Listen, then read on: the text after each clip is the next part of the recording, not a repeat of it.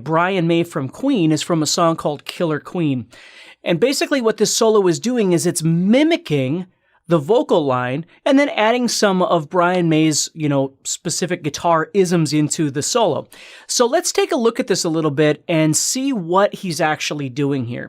Now, first of all, the majority of the solo is in the key of C minor. So what I'm doing is I'm up here in the, what would be the 4th position, playing this solo, okay? So I'm just starting here on C and then playing pentatonically here, although there is going to be a little bit more than just pentatonic in here. Okay, so that's the position I'm in.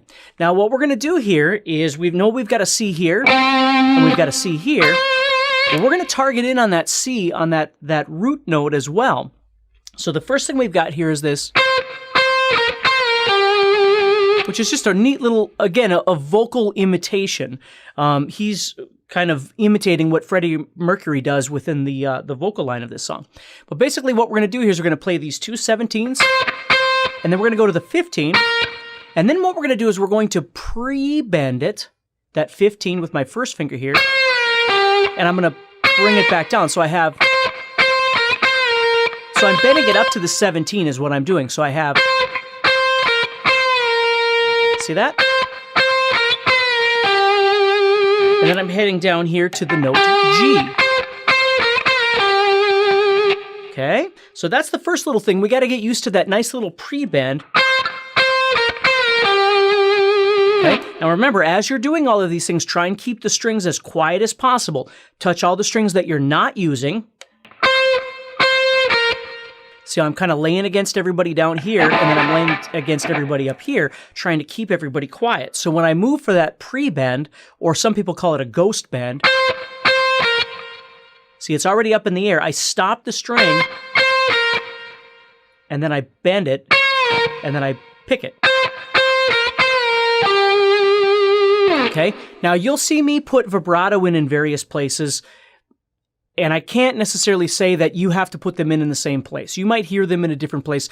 I tend to add vibrato wherever it feels natural to me, and not so much just because the song did or did not do a vibrato in that spot. So if you ever learn any of my stuff, always please remember that I tend to take what I'm learning and then I translate it into something that feels most comfortable for me in the way I play. And I want you to be able to do the same thing. So if you don't want to put a vibrato in a certain spot, don't feel obligated to. Okay, you don't have to worry about that.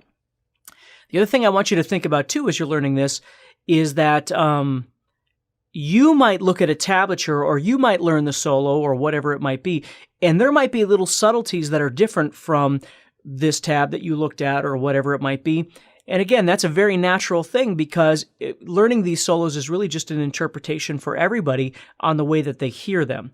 So as I teach you this solo, please keep that in mind that, if you hear a note that I don't hear or you want to do something a little bit different, please feel free to do that. Don't worry about that, okay? So we've got... Now the next lick is that thing. So what I'm doing right there is I'm going to the 2nd string, 18th fret, and then I'm doing a hammer-on pull-off from 15 to 16, and then back to the 15, of course, and then I'm going to the 17 of the 3rd string, which is the C.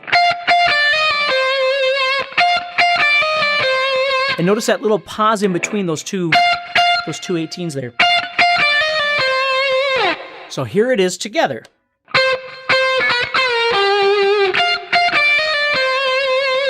Now we're going to do the same thing again, only it's subtly different, okay? It's not a real big deal, but I'm going to do a little slide in from 15 to 17 on the 4th string, and then I'm going to head over to that 17 that I started on. Okay?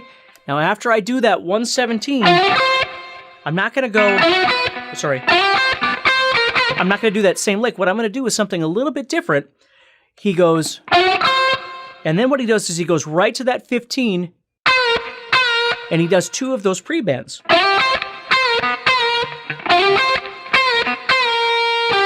And then he heads to the G like before. So you've got...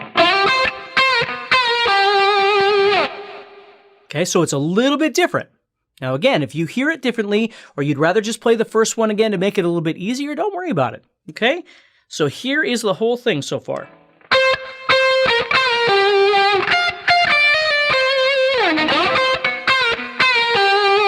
Now we get this cool lick. Okay, so right there what we're going to do is a little bit of a walk-up using hammer-ons and pull-offs. Okay, so right there I'm playing the 15 with my pinky twice, and then I'm doing a hammer-on pull-off to the 12 and the 13. And then I'm going to do a pull-off from 15 to 13, pull-off from 16 to 15, pull-off from 18 to 16. So I'm going... See that? So I'm just walking right here, and then I'm ending with a bend on 18. And then I'm going to bring that bend back down. Okay, so let me play that little piece for you.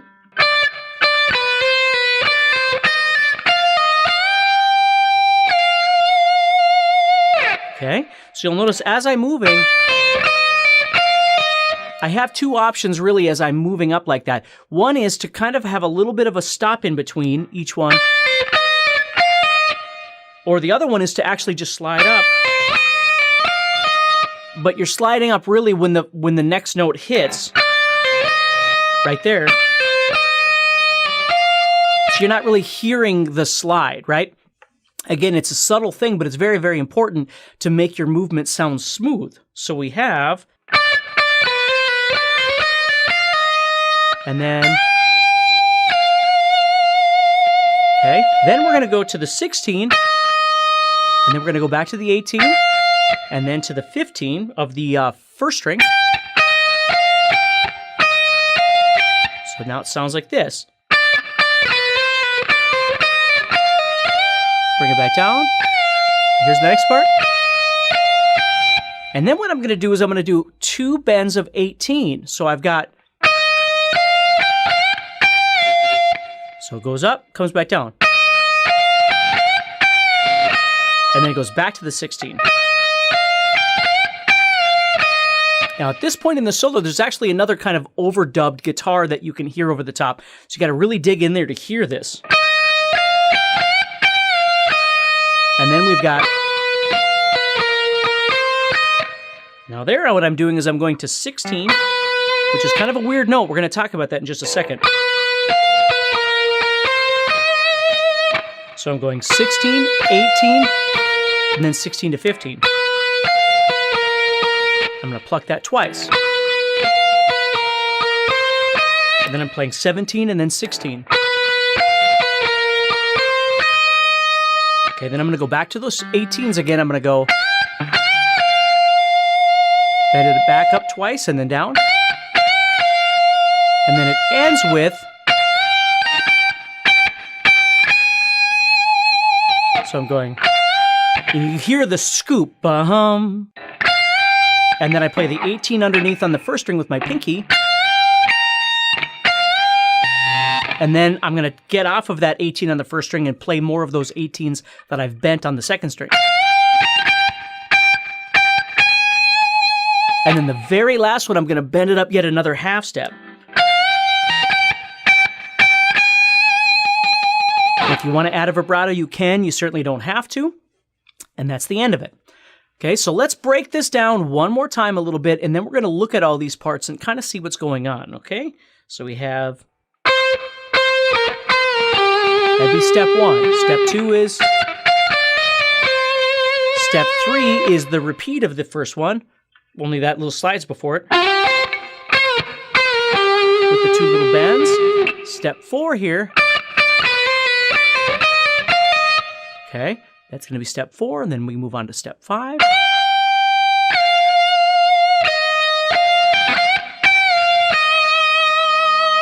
Okay, so we went from...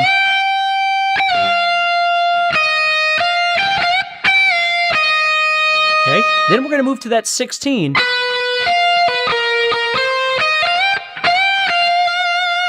going to be the 6th step, and then we end with.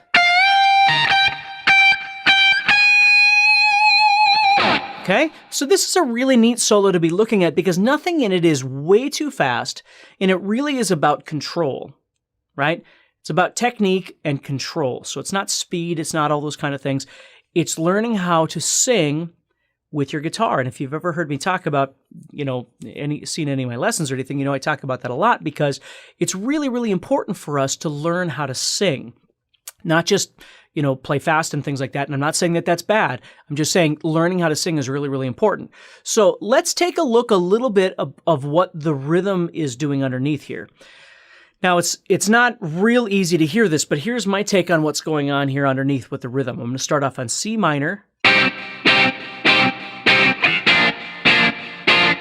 And right there, what I'm going to do is move to a B flat 7. So I'm going to go C minor. Back to C minor. And then I'm going to do a half a measure of B flat 7 and E flat major. Okay? So I'm going. And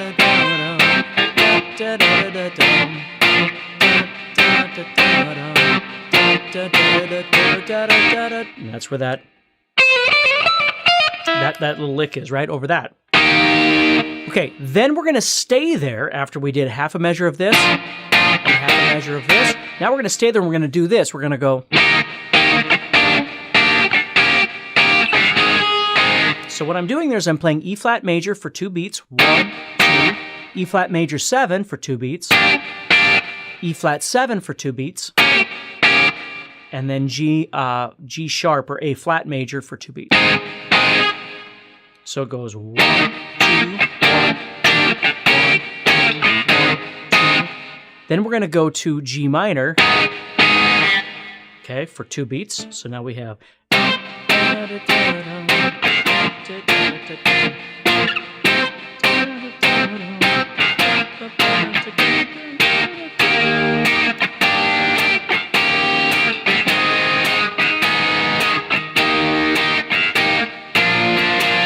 And right there, what we do is we come off that G sharp major.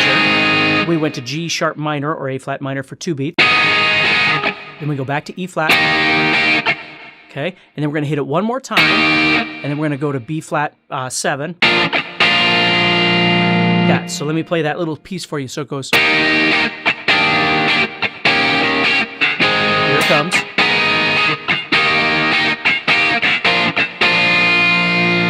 And then we have the little. That thing coming up, and we go dun, dun, dun, dun, dun. So E flat to B flat 7 again, same thing.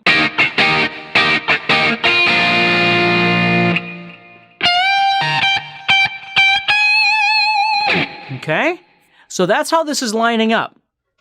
So the part I want you to understand here is how when this comes up, right there.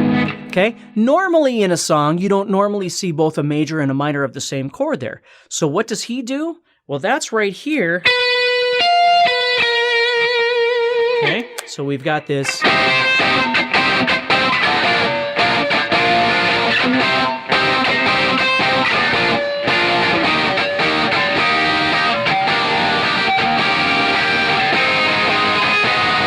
Okay, so that's where the.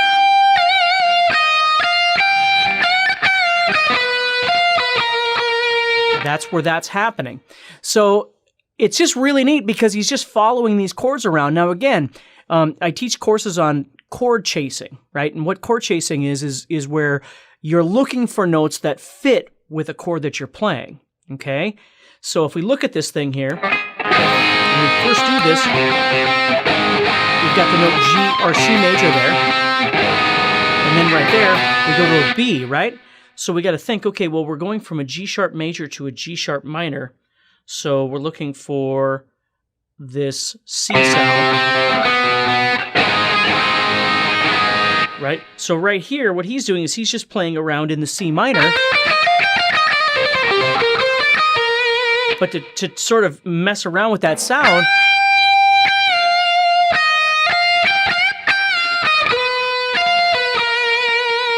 just sounds kind of neat.